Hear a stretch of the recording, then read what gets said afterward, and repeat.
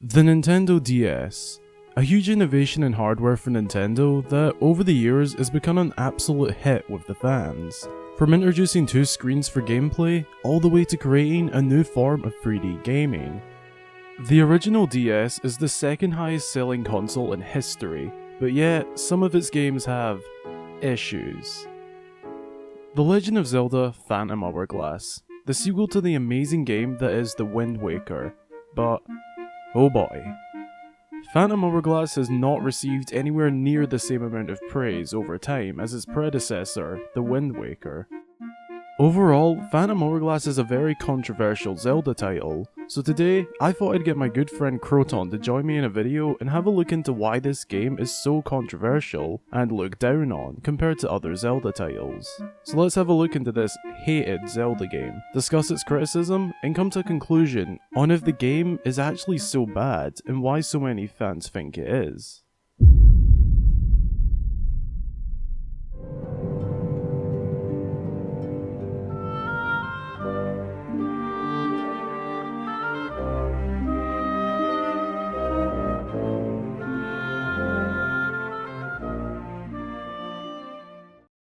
So, we are going to look into some of the biggest talking points about the game, and some of the reasons why the game gets its hate.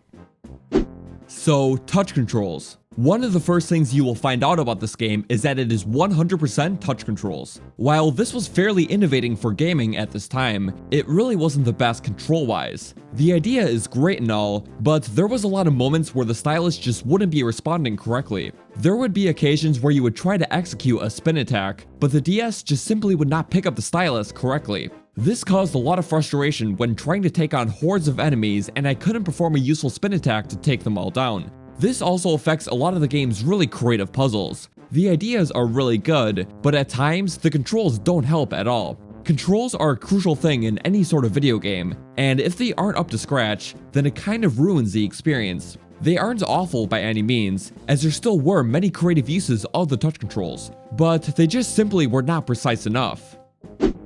Moving away from controls, let's take a look at something that actually doesn't require much controlling. The sailing. In the game, this very key feature, to put it simple, is boring. Considering in The Wind Waker you could properly control your ship, giving yourself the feeling of being on a great adventure, you'd think the least this game could do, being a successor and all, is have some sort of controllability for your ship. The way the game tackles sailing the sea, one of the biggest things about the game, is by drawing a line on your map towards where you want to go, and then you just wait.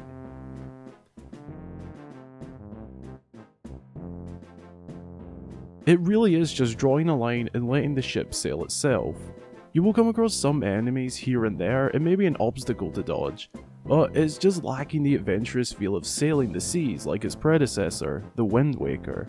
This really did dull down the experience and made the many required trips across the ocean very boring and very dull.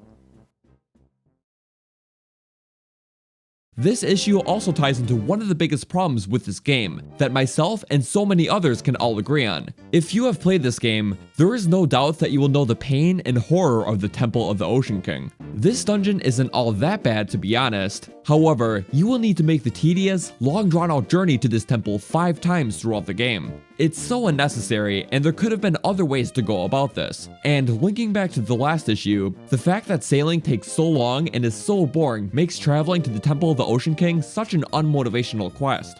However, the dungeon itself is built around a fairly clever idea. It's a time-based, maze-like dungeon. You are on a timer when you step foot out of the safe zones. You are under pressure to solve puzzles within a maze-like room, and it's pretty clever, but you can only do so much on each visit. To compare what this would be like in another Zelda title, think of it like completing a quarter of a dungeon, then having to leave to go beat another dungeon just to be able to progress through the original one.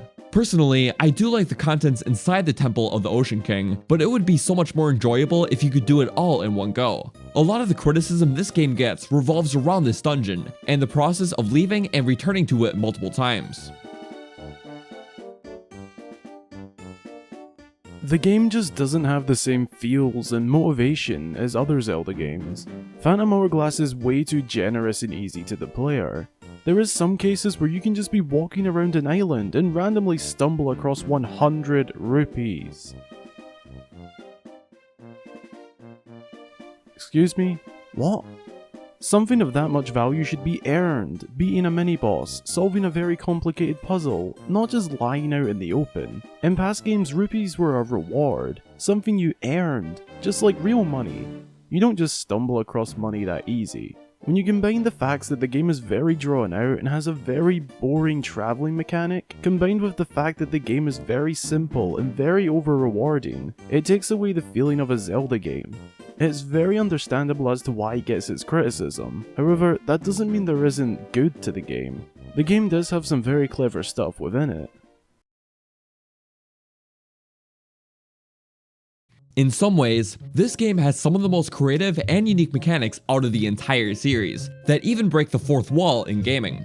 The game has countless puzzles that include stuff like having to blow into the DS microphone, closing and opening your DS, and a few other really creative mechanics. Something I personally loved about this game is the ability to customize your ship. This is actually one of my favorite features about this game. There are many different options and parts for you to customize your ship and make it look however you want. There are parts that are themed off of different things and areas in this game, which I find rather cool and interesting, and I can say for sure that if Wind Waker had something along these lines, fans would be bragging all about it. It was a really cool feature.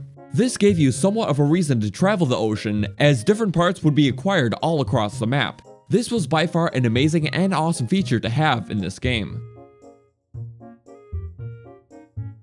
One of the biggest things this game did well is something Nintendo are so well known for: innovation. The fact that they managed to break the fourth wall in gaming is already mentioned by adding in stuff like blowing into the DS microphone, shutting your DS and opening it as part of a puzzle, which is truly creative and innovative. And as a feature, Phantom Hourglass has over so many other Zelda games. Overall, the game has its flaws, from dragging on for so long at certain points and having very boring sailing mechanics, to being way too easy at many points. Phantom Hourglass does have its hidden points that are just so creative and fun. I personally believe if the ideas and concepts for Phantom Hourglass were made nowadays, and the Temple of the Ocean King wasn't visited as much, this game would have been really amazing. I believe the criticism the game gets is fair. It's hard to argue against some of its flaws. I do personally love the game, but its many flaws are true. So, what do you guys think? Is Phantom Hourglass a bad Zelda game? Let me know down below your thoughts. And if you have played the game, be sure to let me know some of your things you love or hate about the game. Huge thanks to my great friend Croton for joining me on this video. We also made a video over on his channel covering another controversial Zelda title, Zelda 2. So be sure to go check it out and consider subscribing to his channel. He has lots of awesome videos you will for sure love. Thank you so much for watching everyone. If you enjoyed, be sure to subscribe, join our Discord server if you haven't already, and until the next time, I've been Hyrule Gamer.